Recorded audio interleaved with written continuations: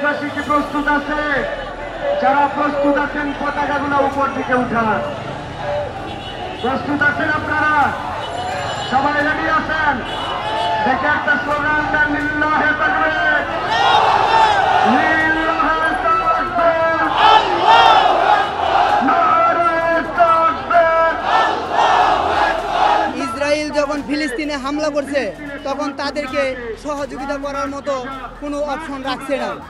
তারা মনে করেন তাদেরকে পানি দেওয়া হচ্ছে না, খাবার দেওয়া হচ্ছে না এবং ঔষধ দেওয়া হচ্ছে না। অথচ আমরা দেখি যখন রাশিয়া ইউক্রেনে হামলা চালায় তখন মনে করেন 50টা রাষ্ট্রে মিলে অস্ত্র দেয়। আমরা এর তীব্র প্রতিবাদ জানাই।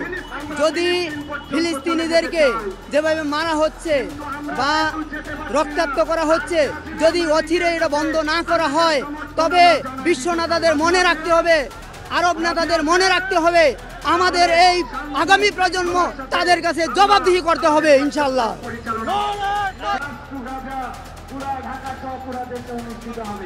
সেই ভাইয়েরা এসে পড়েছেন, যারা দূর দূরান্তে আছেন, শান্তি শৃঙ্খলার সাথে পুরা বিশ্ববাসীকে আমরা দেখাতে চাই বৃহত্তম মুসলিম কান্ট্রি কেবল নয়, পুরা পৃথিবীর মানবিকতার শ্রেষ্ঠ দেশ হিসাবে বাংলাদেশে যতদিন ফিলিস্তিন স্বাধীন হবে না, বাংলাদেশের সমর্থন সব ধরনের নৈতিক অবস্থান ফিলিস্তিন এবং গাজাবাসীর সাথে থাকবে ইনশাআল্লাহ।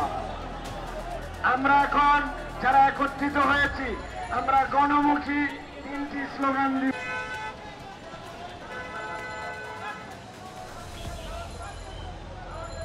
ভাই একটা সাইড স্টোরি দিচ্ছি, মানে অনেক লোকজন ঢুকছে হচ্ছে ঠিক